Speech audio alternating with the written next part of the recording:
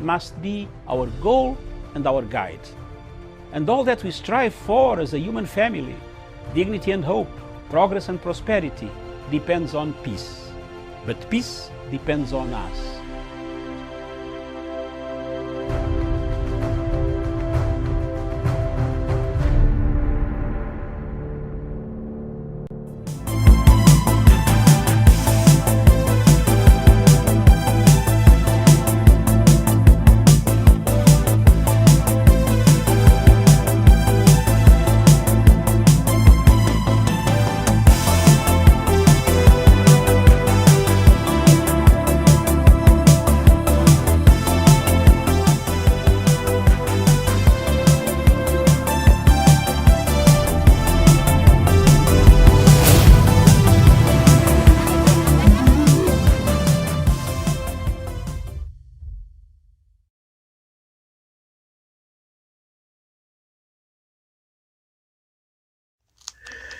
Good afternoon, viewers. Welcome to Punchline Africa Television, broadcasting from the Political Command Center 36. Good morning. Wherever you are across the world, in the globe, in America, thank you very much. In Europe, good afternoon. In Britain, thank you very much. Across in East Africa, bad news in our own country, my country. Last night, terrorists struck and bombed. A few people died, 2 people died, and several others were taken injured to hospitals. We joined the people of Uganda in condemning all the terrorist activities against the state of Republic of Uganda. We are not a party. We don't want to watch any East African state having terrorists coming to bomb people, kill people, innocent people. It is sad, therefore, that a sleeper cell seems to be operating somewhere in East Africa, as Miriam will be bringing us to the attention this afternoon of our topics. We shall be discussing other sleeper cells of ISIS operating in East Africa. Good afternoon, all of you. Good afternoon, Miriam Ogoto. This is Africa Showdown, the show for Africa. We cross over across Africa from Tripoli, Cairo, Accra, Abidjan, Rabat, Banda and Cape Town, Maputo, Dar es Salaam, Tanzania. Thank you very much. We thank God for giving us another day to discuss our continent. What ails Africa? What kills Africa? This type of barbaric acts of people bombing us. We used not to have this type of things. Where have they come from? We used to walk free. You can't walk free at any airport without you being checked. You can't walk through at any hotel. Our brothers from Somalia have made it a habit. Since 1991, when Somalia collapsed, things have never been the same for East Africa. 1978, the bombings in Dar es Salaam and Nairobi were key reminders of why we are vulnerable. We are key reminders as to why we should unite and be united against barbaric acts of terrorists who are either hired or who have hired the smaller people, cells, sleeper cells, to do the job for the bigger cells. We must unite. We join hands with President Uhuru Kenyatta, President Museveni, all East African presidents. Because what affects one nation in East Africa affects the other. We did not have colonial boundaries. We were together, we lived together to condemn these acts that are barbaric. Thank you very much. We thank all the response teams, those who were at the scene. Miriam, today, as I was coming out from the hotel to the airport, one driver, the driver of my car who was driving me, told me that, oh, Dr. Matsanga, do you know that some of the fire engines wait until until the fire is up is when they start refilling the engines? Surely, Miriam, I think you have heard that story. I heard it myself, and I've put it up to the Facebook for people to comment. And the people have guessed the town that it is only the airport and some of the offices that the fire engine have water. But imagine you live near Indian Ocean.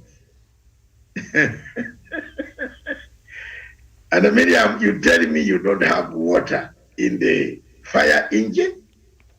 That you wait until the fire has grazed the whole place. Then you start putting your pipe in the Indian Ocean near somewhere to take water. Well, fire these days is not extinguished by only water, but the water is very important. It's the main component, isn't it, Miriam? So if a driver of a town where you are living tells you that this engine, and he told me you can even quote my name, he has people, one of his brothers working there, they wait. When they hear of the fire is when they hear them switching on the machine for the water to come in the pumps, then they can go and rescue people. Surely, is it the Africa that we want? Again this week, Miriam, in London, on 29th, I will be giving a public lecture in conjunction with International Institute of Strategic Studies on COP26, a pre-conference lecture. Miriam, you will be one of the moderators, together with the Chatham House, live from the Marriott Hotel in the United Kingdom. Its Pan-African Forum is asking a question. Are we part of the global world? Miriam, start cracking your head today. Is Africa part of the globalization? Or we are not? Are we? If today we cannot have medicines, vaccines, are we part of the global world? If people are talking about free vaccines, I am honored to have been selected as one of the main, the convener and the main speaker. We have PLO Lumumba, we have other African scholars who are going to join, we have Tawish, we have so many of them, we have Songa, we have so many people who would like to join. Everybody across the bridge, Dr. Obita, Dr. Who, all of them, they have agreed I'll be conducting that meeting live from the London capital as a precursor to the COP26 conference in Glasgow, where Miriam, I will be reporting live for you from Glasgow on the COP conference. Remember, I'm a member of the Commonwealth Journalists Association across the bridge, across Africa, and I'm a member of ICJU, International Journalists Union.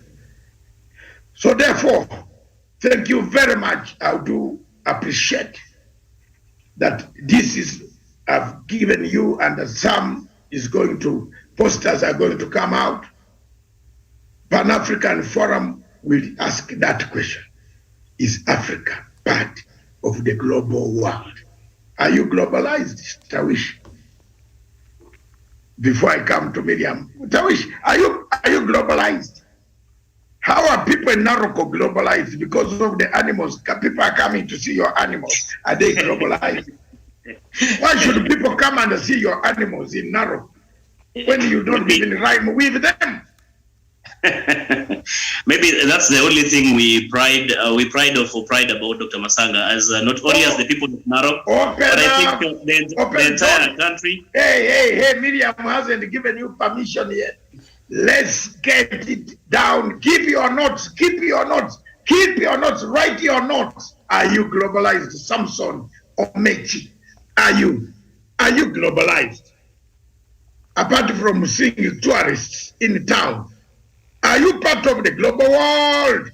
Pan-African Forum is asking, in conjunction with Chatham House and the Institute of Strategic Studies in London, are you globalized? Samson. With him, Miriam will give you permission to come back. Miriam, back to you. Are you globalized? Are you part of the global, apart from the internet that you share with other people? Are you also a global citizen? Do they treat you equally? Why do you have a visa? Why is your visa different? Those are the questions. That conference where you will be the chief moderator from the engine in Africa, in Punchline Africa television, the only television that talks about Africa. This is a cardinal question. Are we globalized? Are we in a global system? Are you global village? What is the global village? Do we belong there, or we pretend to belong there? If we belong there, why do we hire Tony Blair to come and help us? Why have we reduced ourselves? Are there no experts? Are there no former presidents in this country that can also assist another country? I like the way Tanzania is working one way or the other, but I'm not very comfortable with Tony Blair. But Tanzania, Chikwete is full-time behind the scenes, giving advice. Mwinyi is giving advice. You see, people, former presidents are giving advice. Are we globalized? That is, why can't we globalize and get our heroes? Look at what is happening in Kenya. Thank you very much. I don't have much battery, and I don't want to waste much of it. I left my cable somehow in a very disorganized arrangement. Therefore, back to you, Miriam. Bring us to the top of the topics in Kenyan newspapers and line us up. All the topics shall go through. All right, Doc, thank you so much for that introduction. Now, the topics we have for you today on Kenya is judiciary and activism, and then are there ISIS sleeper cells in East Africa. Then we'll head on to Uganda and look at what happened there yesterday. And of course, the topic is we stand together in condemning a terrorism act that happened yesterday. And then we move on to the next topic on Africa, and that is on regime change agents in Africa. And then we'll head over to Nigeria, where the state seems to be collapsing under President Muhammadu Buhari. And then after that, we'll go to Somalia, peace or war to the end. And we shall look at the latest development from Somalia. So this is what we have on the front pages of the leading newspapers today. On the Sunday Nation, the main headline, Who is Whose Project? Ruto, Raila and the Politics of Puppetry. The stories on page 17, 18 and 19 of the Sunday Nation. And then just down there, 2,400 teachers up for promotion. The story is on page 5. And there's a big interview on Sunday Nation with the former CJ, Mutunga, saying how 2013 petition affected me. The story is on page 6. And on the Sunday Standard, the main headline, running mate dilemma, with Deputy President William Ruto and ODM leader Raila Odinga going full throttle in the early stages of what promises to be a titanic political battle all the way to August 9th, 2021 general election. The elephant in the room will be the choice of their deputies. The story is on page 19. Mutua opens up on his ex-wife 2022 plus. The story is on page 4 and 5 of the Sunday Nation. And then OKA's tough options in State House race. The story is on page 22 and 23 of the Sunday Nation. And then new lease of life for night economy as curfew ends, and cry for justice as athlete Agnes Tirop laid to rest. So that is what we have on the front pages of the two leading newspapers today, Doc. Thank you very much. Let's talk about that. And before we go that, let's tell our viewers that there are so many topics. Also, Miriam, if it could be prudent for you to give the topics to the people also that they can know that there are topics coming. We have the judiciary, which is very, very disturbing, and activists, not judiciary. This is an activist club, a club that is trying to capture power from the executive. So we shall look at that, and then we say there's another topic. Is Africa becoming a center for activism? I don't know the others. Miriam, you back in the studio. All right, so we'll just start with the judiciary this afternoon, and what happened, the ruling that was given last week, ordering President Uhuru Kenyatta to ensure that the remaining 6 judges are, promoted and are sworn in. Otherwise, after 14 days, they will be sworn in by the Chief Justice. So that is the current tussle we do have between the judiciary and the executive. Miriam, I just want to ask one question. If they are sworn in by themselves, whom are they going to serve?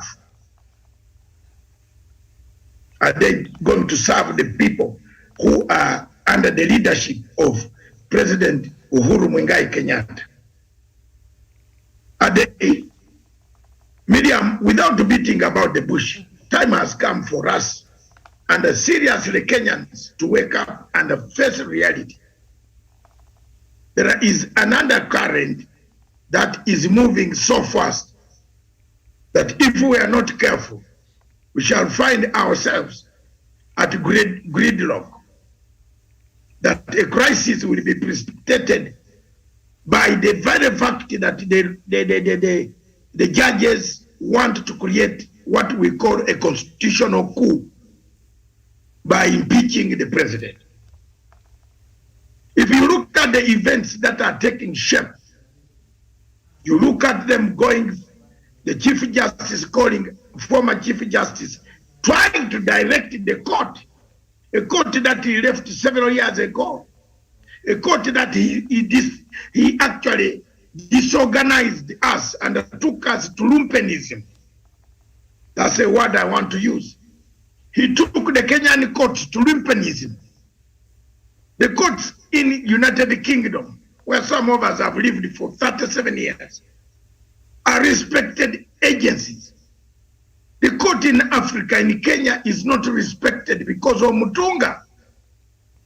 Mutunga even told people to remove witch. Yes, I'm a Pan-African, but a judge who is being questioned by the whole public, Miriam, is coming back to sentence somebody to life. After about 20 years, the president gives this person parole. And when you give a person parole, where does this person go to, Miriam? The judge, the prisoner that you sentenced for life has been given parole by the president, a pardon. He goes to the village, he looks for a panga, he will look for you and cut you to size. Time has come for Kenya to rethink. And I give advice to anybody who will take over power in 2022. The first thing you should start on is dismantle the entire court, including Kome, Waende. Because the mess is deep-rooted. Why is the mess so? We got too many NGOs coming in to fund our judiciary. Honestly, did you know that the judiciary is surrounded by international NGOs that fund in money and they want the justice that are in their countries? That's a terrible mistake for Kenya. It's a terrible mistake for Kenya. And I'm making this point so that the editors of this country can hear me.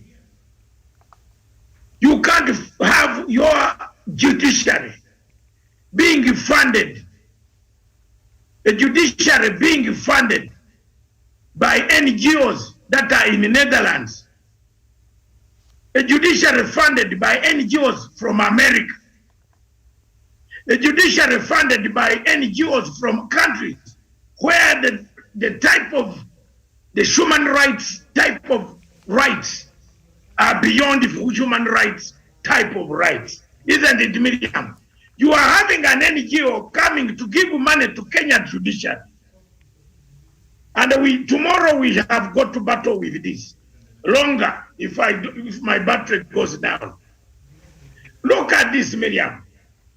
You tell the NGO in the Netherlands, homosexuality is allowed. You can go and marry another man. That's allowed. I have no problem with that. As long as you don't marry him in my house. That's my right. You can marry the person outside. That's your private affair. Nobody says they hate any human being. No. I live in London and I see so many people in the train. Men having good morning kisses. That's so normal. For me, I am not. So I mind my business because that was human rights. That's what. So when you have an NGO from Netherlands funding your organization, your judiciary, and they expect results, the rulings are expected to look like what the NGOs do. Why do you receive their money? Why does the government allow this to happen and receive money from NGOs who go then they dictate to the judiciary of Kenya, because the judiciary of Kenya claims to be independent, Miriam. It takes independent decisions. It has forgotten the doctrine of independence, that as much as you are independent, there is one which is taller than the independence itself. Among the three organs of the arms of governance, there is a taller one, like fingers. They are all fingers, but there is the government, which is the executive power of the president, taller than the rest of you. Because just Martha Koome cannot go to United Kingdom and meet the Prime Minister of United Kingdom and tell him, I want money for my judiciary. Who will allow her? She will remain short in that place as a judiciary. She will remain there. The Speaker of National Assembly cannot go in another place and say, I want to expand my parliament. I need money for my expansion of the building of my parliament. Who will give you money, Mr. Speaker Muturi? So, there is in the doctrine of three layers of governance, of arms of governance. But there is a taller layer, which is the executive. Why should a court in Kenya molest the executive? A president cannot, and I hope my friend Fred is on it. The president of Kenya is not a robot. He's not a robot. And the president of Kenya cannot interfere with the selection process. There are so many quack lawyers around here in your country, in your television, quacks, telling people that the president should have given intelligence report to the JSC, Miriam. If the president had given JSC intelligence reports, don't you think Wamutata would have been the first person at the court to find out, to verify, verifiable? Can you verify if you say Judge X tried to rape another judge in a hotel in Kakamega? Do you not, you know, people will say no proof. Where was the rep? Who was the police? Where is the OOB? You get my point.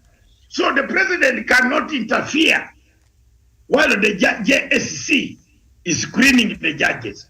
But the president waits until the documents of those screened. That is also now independent. That is, Uhuru did not interfere with anybody's work.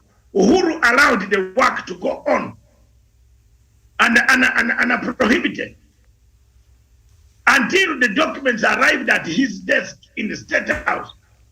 Then he got the intelligence. Medium, where you are right now, the government has intelligence on you. You're a student or you are studying international relations in this university. You go at 10, you are covered. It is there. There's nobody here who does not move. Otherwise, the world would have been upside down. Yes, in Britain it's even worse. When you live in Britain and your neighbor keeps on beating children every night, the first intelligence network is the neighbor. And he will call the social services for you and say, the children in this house seem to be, they are being molested, Miriam. Can we have them rescued? Or the children here keep on coming outside and eating grass. Yet there is money free for the children to access. It is a crime in Britain. While it is not a crime in Kenya, it is a crime in Britain to walk in the streets of Britain without money in the pocket. Did you know that? Did you all of you on the panel know that? It's a crime.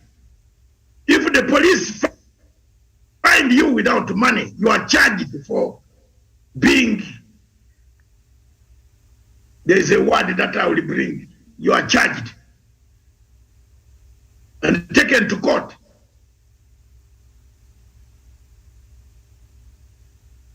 You are moving without money in the United Kingdom.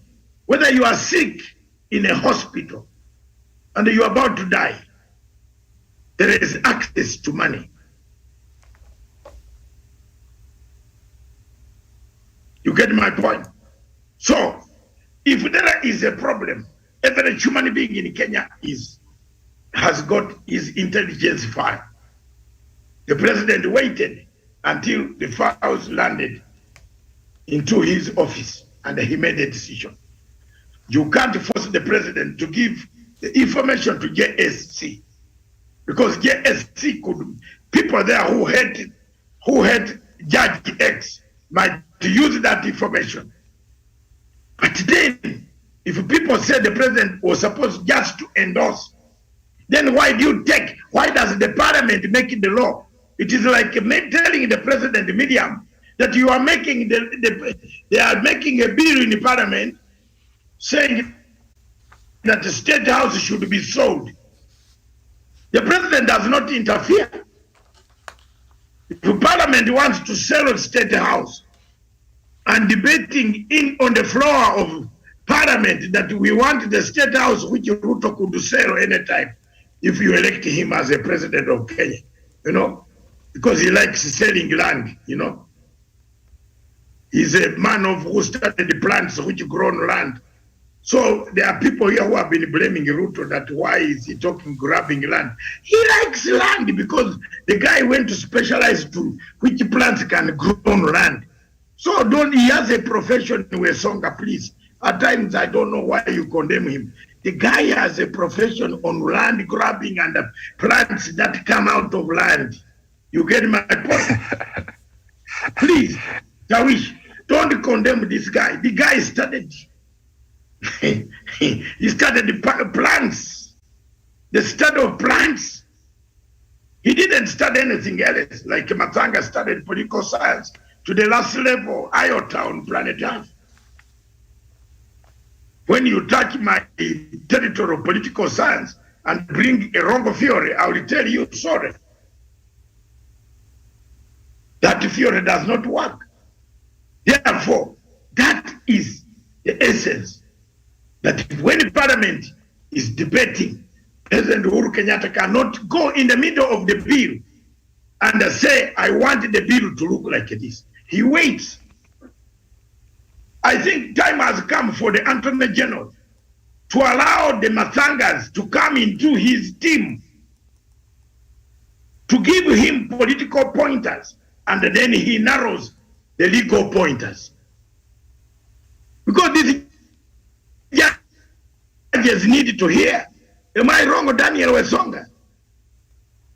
And the others. Miriam, some of the, I think time has come for us to call upon the Attorney General to hire technical people, experts who can bring in new information to the judges and the benches. That is the scenario. We must picture that scenario. A president cannot go to Parliament and tell MPs on what to put in the bill when the bill is going to come to him. Isn't that common sense? Very true, Dr. So you want at the same time, you want President Uhuru Kenyatta, Madam Miriam, with due respect, to go to the JSC, and tell them, I have a file about a judge who raped another judge at Kakamega Golf Hotel. That judge is still there in the Supreme Court, does not even talk. So you want this information to come out publicly. Still, President Uhuru Kenyatta can decide to declassify, not to declassification, the real classification that we want, facts. Let your children read that you actually went to hammer another judge in golf club, Kakamega Hotel. How will the world look like, Miriam? How? You have grown up children. Then they hear that dad was hammering another judge, not actually begging for these things quietly, but he was actually forcing.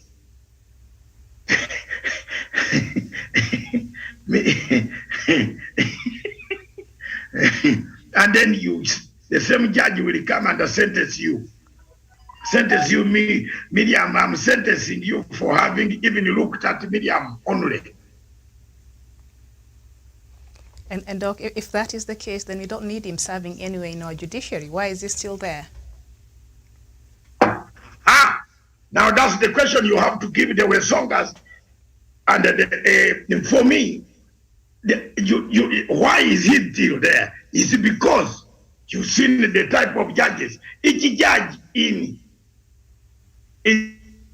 the court, I told you the other day on Friday, the judges are acting like rats. Rats act very carefully. A rat comes to bite your skin, your feet. They don't go for the place where blood can come out. Have you noticed why rats go for the feet? And not on top of the feet. They go for the under the feet. Because there is dead skin under the feet, Miriam. They don't come on active skin. The judges here acting, they don't come on active, real thing to tell the truth that these judges should not be in court. So they act by biting you while even making you know I've beaten you, but please stay nice. Don't cry, don't cry, don't cry. That's what the judges are doing. Fellow judges are covering the other judges. Do you know that even this appeal the Attorney General is making will not go through? Why do you waste more taxpayers' money? Do you know that that bill will not go through? That appeal will not go through. They will throw it out. Because they are already united. They have been paid. It's $1. The George Soros dollar of NGO. The first reasoning that I told you, because I will leave you to discuss this. The first reasoning that I told you that how do you allow foreign agencies to fund your judiciary? And then every day you are crying on their national functions. The judiciary is being funded by NGOs that want an agenda in the judiciary. I submit. Right. Thank you so much. And that agenda, Miriam, my dear sister, brings you to the other question, regime change. That's it. Don't you see a regime change here now in Kenya? Why are you shy? You people, you don't see it. Inanuka. Unaona Chief Justice, the former Chief Justice saying, let's build it. They go and bomb the house at night. Or break the windows. Can a bomb look like that? Break the windows, then they say, let's now fundraise for the husband or the wife. Is it the wife or husband? I don't know. That is up to Kenyans to find out. Because at least me and my husband. Let's fundraise. Meona yo.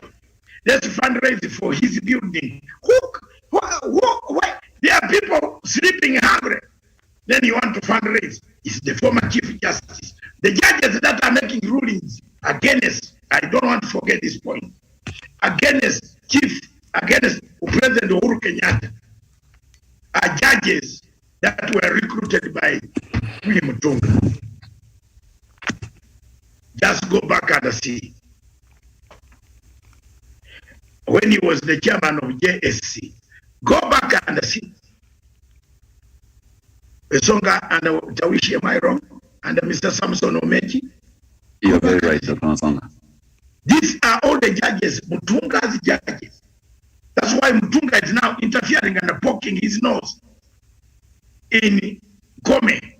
Wants to control Kome, like he used to control that other shouting woman from editorate with a mouth like a motor machine. You know? I have no good words for Shore Boss Shore something, Gladys, ever shouting nonsense. She was saved by a corruption scandal, which they hammered the money from and bought houses in Litituru. Do you live in Litituru? Nyenye wa Kenya jameni, mupiganie. Some of them who come on TV wanakula huyo like that woman there. That women rape because you like Ruto. You don't even know that you also hammered money for the court. Workers like Samson or Mekingera suffered. They pay their taxes.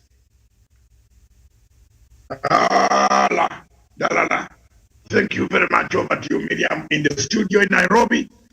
Thank you, comrades. In case I'm cut off, pray for me. I will come back through a phone somewhere. I left my main charger machine somewhere, and I have sent for it to be brought by DHL. So I don't know. Miriam, I'm incapacitated. Okay. Thank you very much. And the shops are not open where I am. I would have bought a new cable for the power. But those are my points, sticking points. I'll come back on many other things of Africa and other topics of Africa. Thank you. All right. Thank you, Doctor, for that. Now, at which we know that there's a process, for somebody to be sworn in or appointments of, these judges. There is a process that is followed, and one of them is through the gazettement of these appointments in the official, government, gazettement site, and that falls under President Uhuru Kenyatta's office. So how do you think this will work moving forward? Because a gazettement has to take place, and the office of the president has to do the gazettement of the appointment of these judges that now the court said must be sworn in within 14 days, otherwise they will be deemed as being appointed. Are we trying to make new rules here, or how do you see this happening? Because the modus operandi will have to change here. Thank you so much, Miriam Mobutu. Thank you, Dr. David Masanga. my other colleague panelists, and of course all our viewers watching this program this afternoon. Indeed, Miriam, the courts are conflicting in the sense that the kind of verdict and pronouncement that have given to the effect that if President Uhuru Kenyatta will not have appointed these particular 6 judges within a period of 14 days, then the Chief Justice will need to go ahead really and swear them in. This will be a new precedent. I've never seen it happen in Kenya before. I await really to see so eagerly how Martha Koome is going to navigate herself out of this situation, because it's a very delicate situation. It is a very dicey matter, and she has to handle it with a lot of care and ensure that she does not do something that is going to actually present a very bad precedent to this country. Because again, you have never seen this happen in the past. The best thing and the best way forward will be let the judiciary really engage President Uhuru Kenyatta extensively on this matter. Let them have a dialogue to agree to agree on the way forward on this particular matter. Because again, there is such kind of ultimatums and the conditions being given to President Uhuru Kenyatta that he has to do and appoint these judges, regardless of any of the integrity queries that have been raised about these particular judges. I think it's something that is uncalled for, and Kenyans are really watching to see how Martha Koome is going to play her part. Because again, this falls on her. And Miriam, the people of Kenya, with enactment of with the promulgation of the new constitution in the year 2010, Miriam, we had envisaged a new era in Kenya, a new dawn. We had envisaged a new court. And we expect that with the Chief Justice who is in place today, she does not have to disappoint the people of Kenya by simply playing into the gallery of the contestation and the supremacy battle that has been there before between or among the 3 arms of government. This is a very serious matter, and it should not be handled as though it's a very simple matter. Martha Koome really has a very big task on this matter, even to advise the courts on the way forward. I do not think that these are the only judges really whom must be appointed. Why don't we have other people being appointed in their place? Because these people have integrity issues. In fact, they ought to be investigated as we speak now. So if you tell me they have to be appointed regardless, that the president must appoint them regardless, and if he doesn't, then the Chief Justice must go ahead and do it. This will amount to unconstitutionalism and something that has never been seen in Kenya. And if it does happen really, Miriam, then we'll be setting a very bad precedent. I highly discourage that is the move that the move that the court and more so the Chief Justice is gravitating towards. I submit, Miriam. Okay, thank you. Tawish, Samson Omechi, this matter being a matter of public interest, and a lot of Kenyans are wondering why can't the office of the president, make known some of these reservations perhaps he's had through the intelligence report he received about these judges to the public, because it's a matter of public interest. Tawish, Daniel Wesonga. Yes, thank you, Miriam. And of course, Dr. Masanga David has been able to put everything in plain white and black. And as it is right now, our judiciary is at the stranglehold of the NGO money and all the outside interference. And I've never seen anywhere in the world, Miriam, where the judiciary tries to usurp the powers of the executive in any government. We have to agree that executive being under the mandate of the people who have elected the president under a popular vote through democracy to represent their issues and agenda, I believe the executive is supreme amongst all the arms of government. So when the judiciary starts behaving as if it has the sole mandate to push around the executive and use thorax to actually have its way, it's a bit unfortunate. And also for the Kenyan judiciary, I think it has been a bit hypocritical in that when they rule against the government, the executive, so to say, they want the executive to follow the line and toe on that particular ruling and obey the court ruling, as they say. But whenever there is a ruling, or maybe there is something that favors the judiciary, they want to circumvent around the law and maybe seek ways that are unconstitutional to make sure that the executive actually also bows to pressure. And for example, that particular judgment by the High Court to giving the president an ultimatum to select the 4 appellate court judges to the bench, or rather have the judges maybe appoint themselves. You know, that is an act of impunity. We have nowhere in the Constitution where the president is compelled to just assent to be a conveyor belt to the appointees of the JSC. So therefore, what happens if tomorrow we have any public officer or maybe a politician who will maybe perhaps say they will swear themselves into office just because maybe a certain arm of government or maybe a certain agency has refused to swear them into office, and they feel that they are rightfully into that position. So that is the kind of anarchy that the judiciary is causing into our justice system. So I believe, Miriam, that the judiciary of Kenya should be, an overhaul should be done to the judiciary of Kenya. We need to clean up this mess that was made by the former Chief Justice Willy Mutunga by bringing the mess of bringing into the judiciary activist judges who do not adhere to the Constitution. Rather, they fall to the whims and the sympathies of their activism in that they make outrageous rulings which are not alive to the conscience and the situation of the country as it is. Remember, these are the same judges who wanted the president to dissolve parliament. These are the same judges who threw out the BBI agenda. These are the same judges who are telling us all the cock and bull stories about the 2/3 gender rule, which is a bit unimplementable in our constitution as it is right now. So those are the constitutional issues that we should fix. But however, as it may be, Miriam,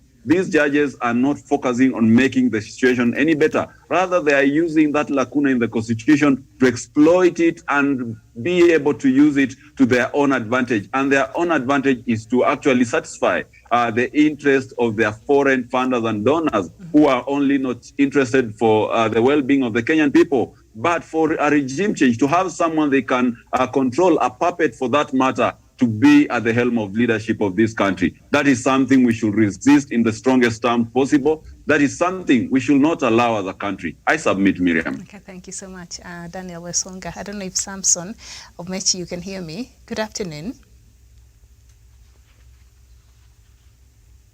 Samson, good afternoon.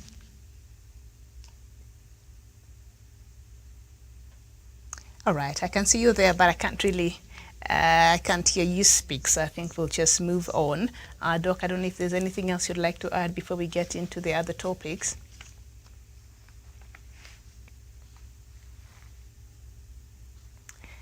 Very well. I think we'll just move on to other topics on Africa, and we will start with Uganda, where President Yoweri Museveni has vowed that the country shall get the perpetrators of the Saturday night explosion in Komamboga in Kawempe division that left one dead and others injured. He said it is likely a terrorist act as investigations continue. A police forensics team arrived at the scene Sunday morning to investigate the incident. The incident, described by police as a serious blast, happened at around 9 p.m. in Uganda's capital, Kampala.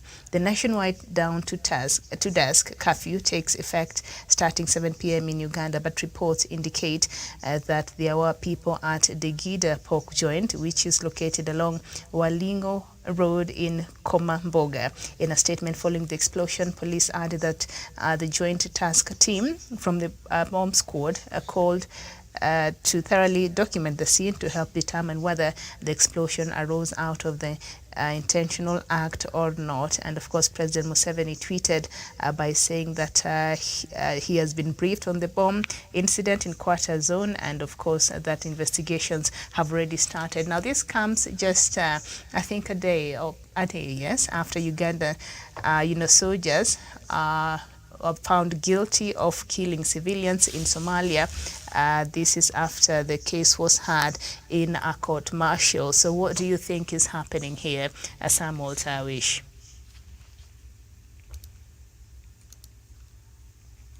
Thank you so much, Miriam. Thank you for that question.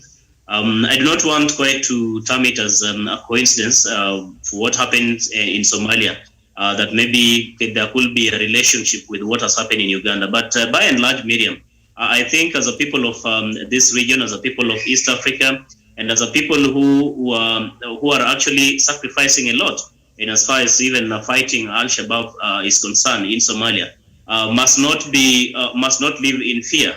I mean, the perpetrators of these acts of terrorism in our region must be pursued and brought to book, just like President Museveni has made that promise. Of course, that particular attack in Koma Mboga, it is one of the incidences that will come as attempts by these groupings really to sell terror and to perpetuate fear amongst the people, so that they think through this maybe we'll be cowed down, maybe we will have to surrender in as far as the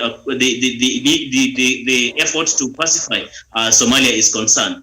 Because Miriam, I remember almost a similar incident happened almost about is it 2 weeks ago in near the same place, of course, and the ISIS actually came out and confessed, or rather agreed that they're the ones who perpetrated that particular act of terrorism. So Miriam, I think it's a very good, it's a notable that President Museveni has vowed is going to make every initiative and take every step to make sure that these individuals are going to be, the individuals behind this heinous attack are going to be arrested and prosecuted, Miriam. I submit.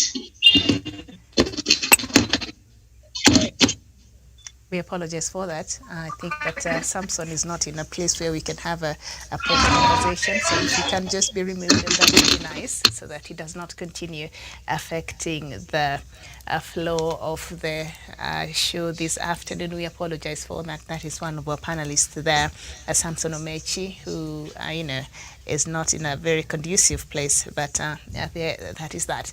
Daniel Wesonga. Yes, thank you, Miriam. And of course, my brother Tarwish has put it in quite clear terms that these particular incidents is just a rare occurrence maybe in the recent past, and that should not dampen the spirited fight that Uganda has been putting up against the war on terror. And I believe Uganda has had a very gallant soldiers fighting under the ban of AMISOM in Somalia, and they have been doing a very incredible job there. Dr. Masanga, in the recent past, he talked about those boys that he got from LRA joining the UPDF and getting to Somalia. Those are very, very gallant soldiers, so to say. So I think in matters terror, I think Uganda has done with an unmerited excellence, and I believe these single incidents should not maybe cast any shadow on their commitment to fight global terrorism. It is, remember, our responsibility as partners in the East African community to ensure that the Horn of Africa is safe and we are able to weed out Al-Shabaab belligerents from this particular side of the continent. Because remember, the ports along the coast of Somalia are very, very important trade routes, not only to Africa, but also to our European partners and also the other side of the West in America. So I believe it's also not only the obligation of the African countries and East African countries in particular, but also the responsibility of the Western partners to ensure that now, in the midst of these attacks on Uganda, let them stand in solidarity with Uganda. Let them even offer more financing for the AMISOM troops in Somalia, and also share intelligence with countries that are fighting to combat, to weed out these terrorists from our region. So it is a wake-up call, not only for Uganda, East Africa, but also for the Western partners, because we believe that terrorism is a global problem that affects both Africa and the European countries. So if we can be able to step up and seal all the loopholes that have been there for the terrorists to maybe invade our premises, then I believe we shall be able to win this war against terror. But be as it may, Miriam, this is only an act that has happened maybe after a very long duration of silence. And I believe perhaps Uganda has been combating these menaces quite effectively. And it is our hope that it continues in that particular direction, and these particular incidents should only serve to maybe intensify their fight on terrorism, their maybe need to maybe step up the intelligence gathering and ensure that all their citizens are safe. And also, that also should ring a bell in the intelligence circles of the neighboring countries, Kenya,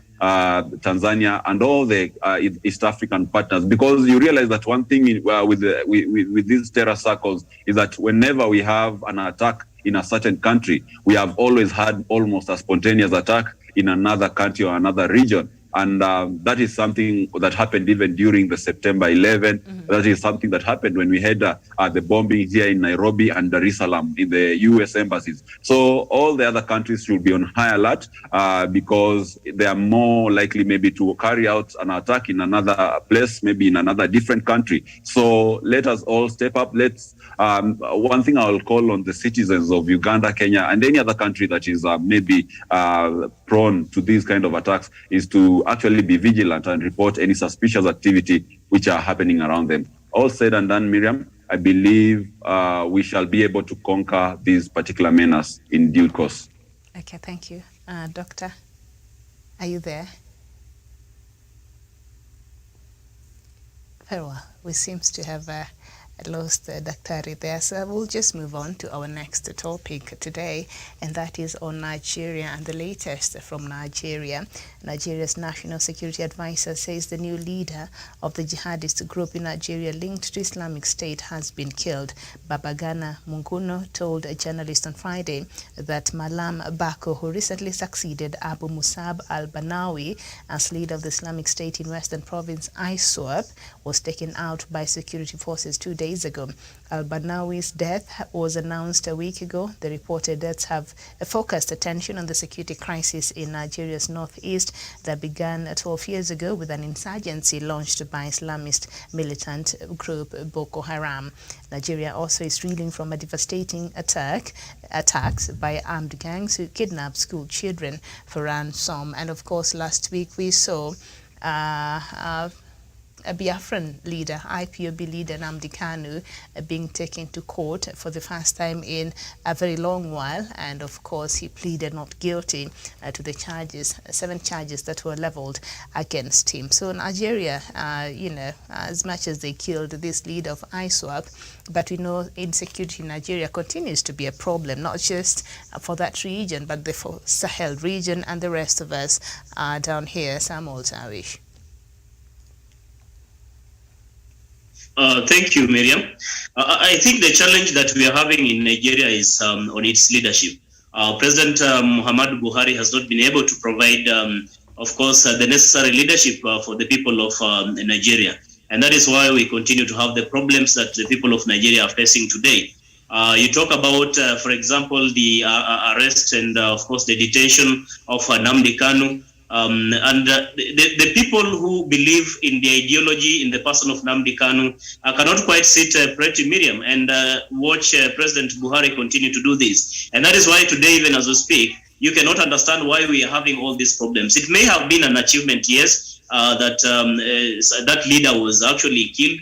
It could be an achievement on the security front. But again, Miriam, there's more that needs to be achieved for the people of Nigeria to be guaranteed and to be assured that their safety and life is actually in safe pair of hands. And as we speak today, Miriam, the problem we have with Buhari is that he has not wanted really to listen to the voice of dissent. He has not wanted to listen to the problem that the people of Nigeria are going through. That is why you see today, Nigeria is not even growing as much as it should. It is not becoming the powerhouse that it used to be in the African continent today because of the kind of leadership that you have in Nigeria. So the people of Nigeria quite have a challenge, and their first challenge will be, if they want all these things really to be addressed, is first of all to deal with the leadership of Nigeria, beginning with President Muhammadu Buhari, because that is where the problem begins and where the problem ends with the people of Nigeria. We talk about economy, you talk about joblessness, you talk about lack of security in that region, you talk about the kind of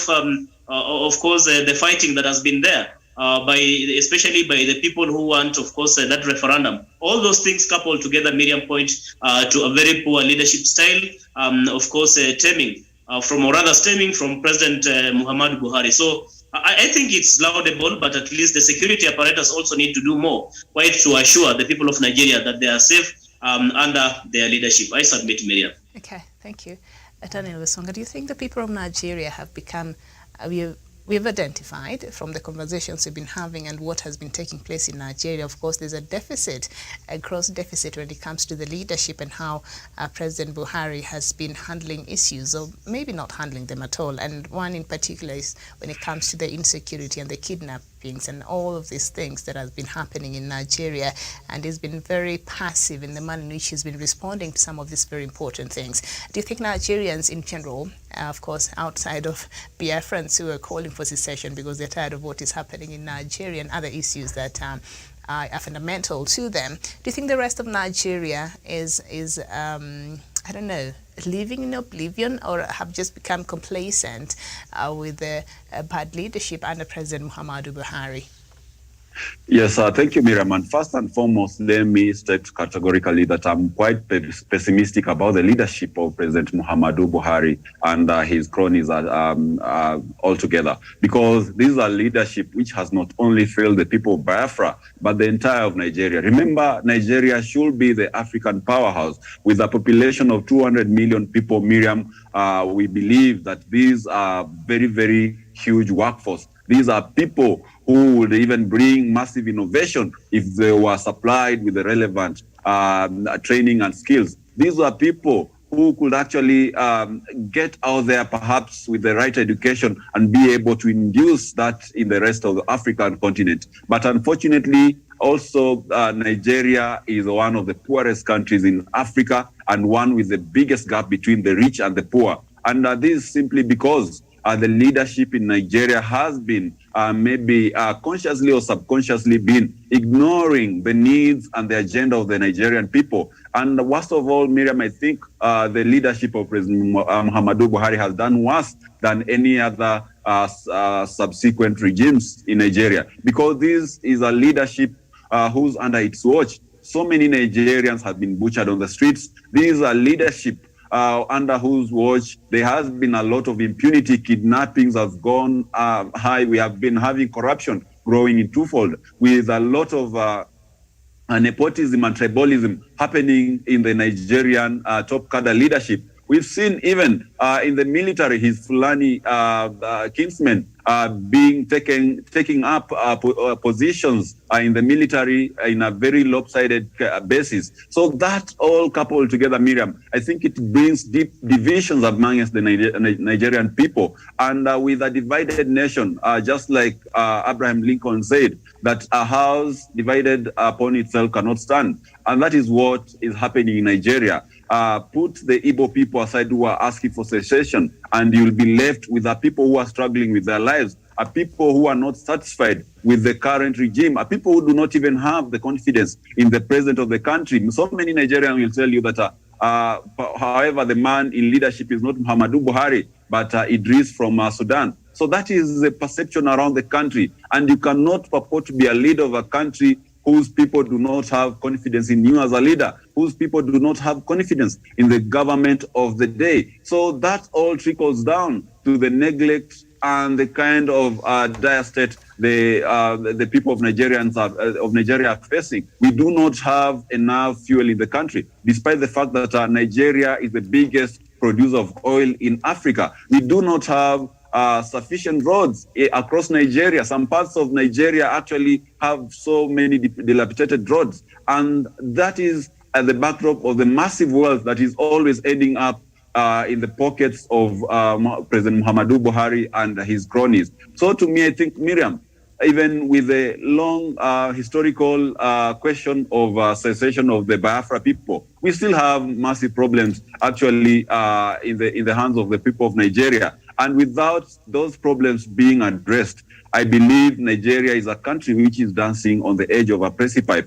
And Africa, and more specifically the African Union, the toothless dog, does not do anything to actually avert that particular scenario. We are going to see a country just like Libya, just like Sudan and Chad, a country which is bedeviled by coup d'etats from the military. And God forbid, if that happens, then we shall be looking at a very, very bizarre situation in the West African country, which is actually part of ECOWAS. So to me, I think, Miriam, Nigeria has a leadership problem. And the leadership problem stems from the failures and the ineptitude of President Muhammadu Buhari. Until when President Muhammadu Buhari will be maybe chased out of office, I do not see any brighter side coming from Nigeria. The only solution to the problems facing Nigeria is to have a new government, a new regime that will be able to address the problems of the common Nigerian person, a new government that will actually induce a purge on corruption, a new regime that will make sure that the people of Nigeria benefit from the massive resources that are actually extracted in the country. And lastly, a regime that will actually give the people of Biafra what they have been fighting for decades and decades, since 1969, the right to secede from Nigeria, because that is part of the UN Convention rights, that people have a right to determine their own destinies. And therefore, the people of Biafra are not denied from maybe being part of that particular right to determine their own destiny. So let the Nigerian people put it upon themselves to maybe perhaps instigate a new government which will be able to draft a new future for them, a government that will enable the people of Biafra to hold a referendum and secede from the main country, the Nigerian country, and therefore that will actually give people freedoms to be able to enjoy the prosperity that comes with good leadership. But as it is right now, Miriam, I think Nigeria is in a sorry state, and it needs the people of Nigerians to smell the coffee and wake up from the cocoons and fight for their rights. I submit. Okay, thank you so much. Very well said. We go to our last country of today's discussion, and that is Somalia. And at least 20 people were killed. That is the latest from Somalia. At least 20 people were killed and more than 40 wounded on Saturday when a moderate Islamist group clashed with Somalia's government. Troops over control of a town in central Somalia. That is according to witnesses and regional officials. The clashes started at dawn Saturday morning when government troops who have been amassing on the outskirts of Guri El, a central Somalia town away some 400 kilometers north of capital Mogadishu, attacked bases held by Al-Hulusuna wal Jamaa rebels. According to the residents, both sides used heavy artillery and mortars, machine guns, and vehicle-mounted anti-aircraft guns during a fierce battle in the streets. So things are not okay in Mogadishu. And meanwhile, Somalia's president and prime minister say they have struck a deal to speed up the process of long-delayed elections, ending their simmering feud, which threatened to plunge the country into a fresh crisis. Somalia was meant to choose a new president this month, ending a complicated indirect election process that would also select a parliament. Under the indirect electoral process, regional councils are meant to choose a senate, which could be completed this week. Clan elders will then pick members of a lower house of parliament, now set to take place next month. The parliament will pick a new president at a date that was not yet has not yet been set. Now, Roble, who is the Prime Minister, and Mohamed, who is the President, Farmajo, clashed in April when the President unilaterally extended his 4-year term by 2 years, prompting army factions loyal to each man to seize rival positions in the capital, Mogadishu. And there is a press statement that was released from Mogadishu itself, dated 21st of October 2021. I think that must have been on Thursday. Is it on Thursday or on Wednesday? And the federal government of Somalia, I'll just read the first paragraph. The federal government of Somalia has on numerous occasions expressed its position on the way forward with regards to AMISOM. Federal government of Somalia, as the host nation, clearly opposes a hybrid mission as an option post-2021. It is therefore regrettable that the communication adopted by the Peace and Security Council, which Kenya chairs in the African Union right now, of the AU as its 137th meeting held on the 7th October 2021 called for a hybrid option. Following that, the federal government of Somalia welcomed a delegation from the African Union Commission and AMISOM in Mogadishu. A joint meeting was held between the 12th and 14th October 2021 to discuss an amicable solution for the joint technical team to continue working on the ongoing CONOPS process and to assist by contributing to the required report that the United Nations Secretary General is preparing for the Security Council, which is due on the 15th November 2021. I might as well just finish the letter, it's not that long. So the last paragraph.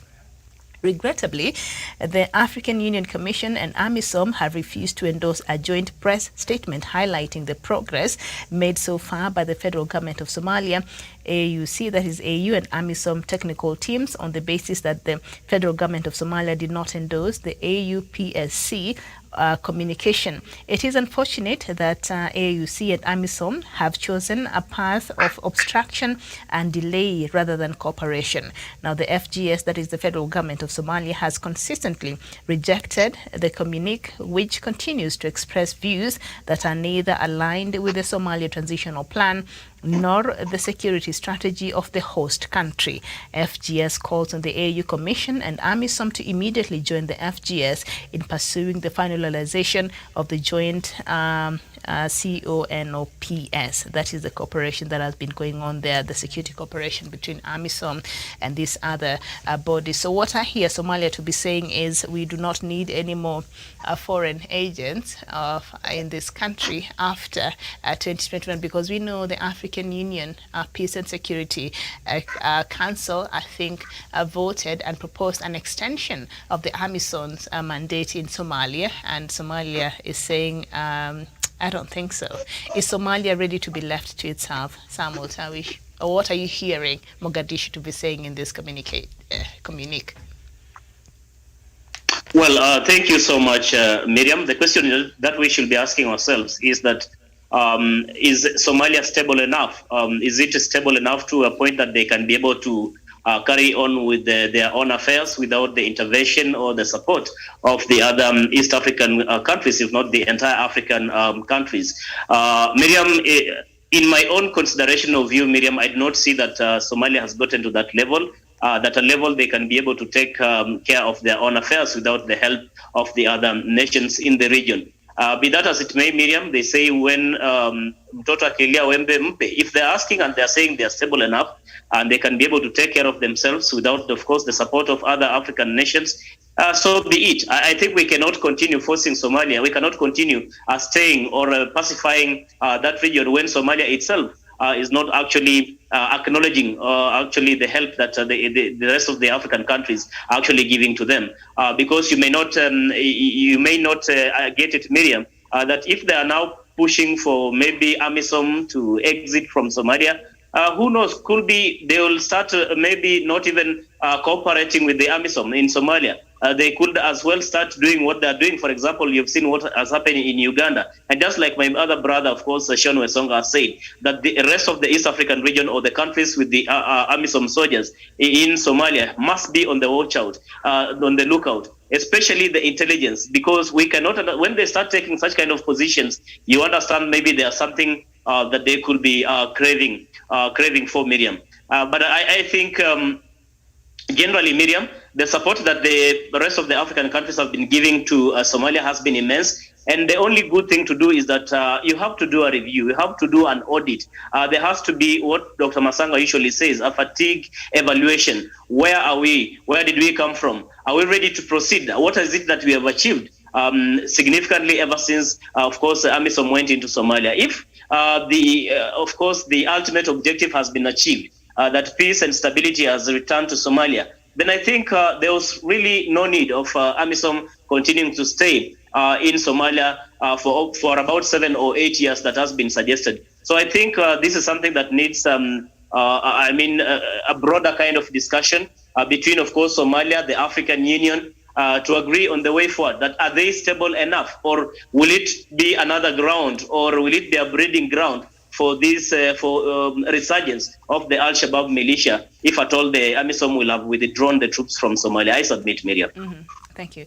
Wesonga, this communication from Mogadishu on Wednesday, Do you think this is Somalia speaking, or are there some other influence that are pushing Somalia to make these kind of statements? And then you think about what happened in Uganda. Of course, the investigations are going on to establish if at all it was a terrorist attack or not. But what do you think? How and how will this affect, of course, the integration and the security in the whole region of East Africa, particularly? Yes, thank you, Miriam. And of course, my brother Tarwish has already touched on it. And my reinforcement will be that we have to agree that Somalia is still an unstable country. I won't call it a banana republic or a failed state, but that is due to the fact that Kenya and other AMISOM partners have been actually trying to pacify a very big part of the Somalia Republic. But as it is, Miriam, I believe Somalia is not yet a child who is on their feet and therefore can be able to attend to their matters independently. There's still a lot that need to be done in Somalia. We still have Al-Shabaab bombing some parts of Mogadishu. We still have so many parts of Somalia where people have fled from their homes and they are yet to return because the area is inhabitable because of the security situations back at home. So looking at all these, Miriam, we cannot say that Somalia is in the realm of maybe seeking sovereignty and being able to address its internal matters independently. I believe the belligerence that is coming from President Mohamed Farmajo is all motivated by these foreign interferers who are actually keen to take away the few resources that are remaining in Somalia, not limited to the oil blocks in the Indian Ocean. So to me, I think President Farmajo has been the hallmark of the foreign interference, the likes of Qatar, the likes of Norway, which are interested not to bring peace in Somalia, but to actually stir up the pot and then make sure that we have strife in Somalia, between Somalia and its neighbors. And in all this Mali, I believe they'll actually be strategizing on how to go drill the oil in the Indian Ocean, how to take a business at the port of Kismayo, and all those kind of conniving activities, Miriam. So to me, I think Mogadishu should not claim. It doesn't matter how tough or what black letter President Farmajo will write to its neighbors and those in AMISOM. The fact remains that Somalia is still unstable, and if they do not handle matters quite well, then they're gonna sever their relations with the partners and the neighbors around East Africa. We've seen the kind of squabbles that have been going between the president and the prime minister. And I'll say that is the nature of President Muhammadu Buhari. He's an aggressor, not only between himself and the prime minister, but even the former prime minister. We have seen the kind of letters he has been writing to Kenyan government. And you can all tell that this is a man who is not interested in seeing Somalia being stable. He's not even interested in ensuring that we have peaceful transition of power by holding a free, fair, and credible election in Somalia. So therefore, that begs the question, whose agenda is he serving? It is the same agenda of the foreign players who are interested in the resources in Somalia. And that is why he's actually ruffling up even the process of the election in Somalia. And that has been the main bone of contention between himself and the Prime Minister Robo. So when you look at the occurrences in Somalia, they actually have some resemblance in whatever is happening in Ethiopia, because Ethiopia is at war today because the Prime Minister Abiy Ahmed denied the people of Tigray to hold an election, which they actually went ahead to do.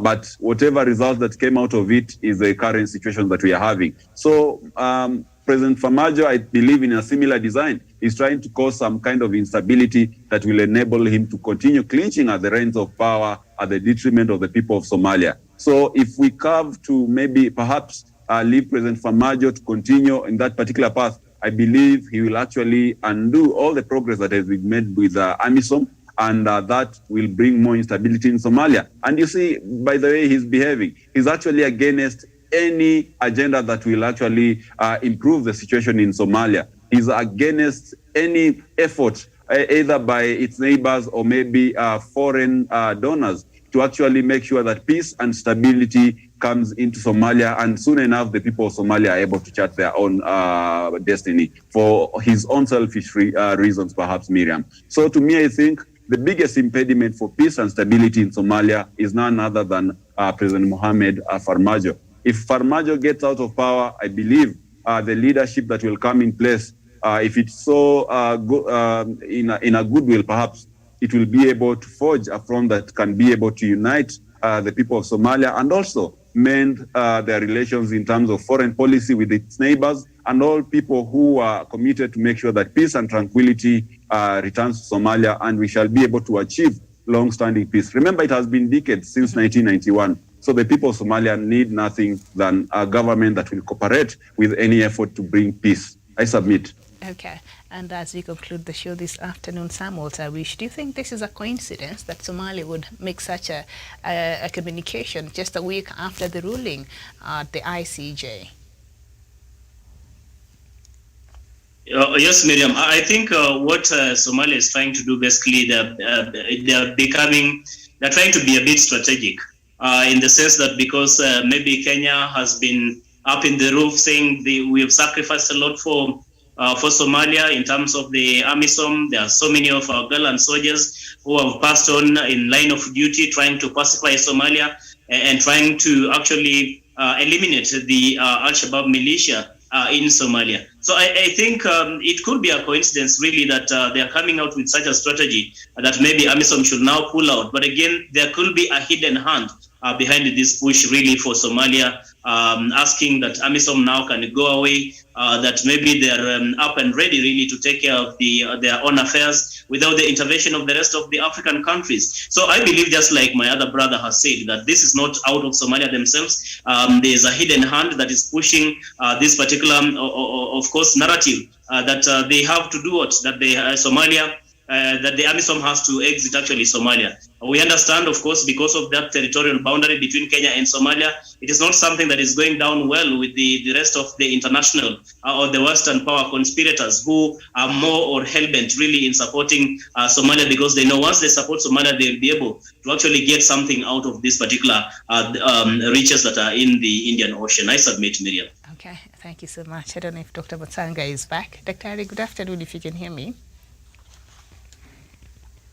I suppose not. He had an issue with his connection this afternoon, I think. So thank you so much for your time.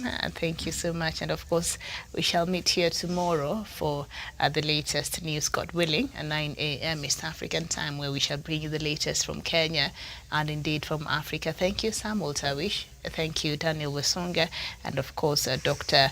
David Batanga, who left the conversation a bit earlier. He had a bit of a technical hitch from his side. This has been Africa Showdown. My name is Miriam Ogutu. Enjoy the rest of your day.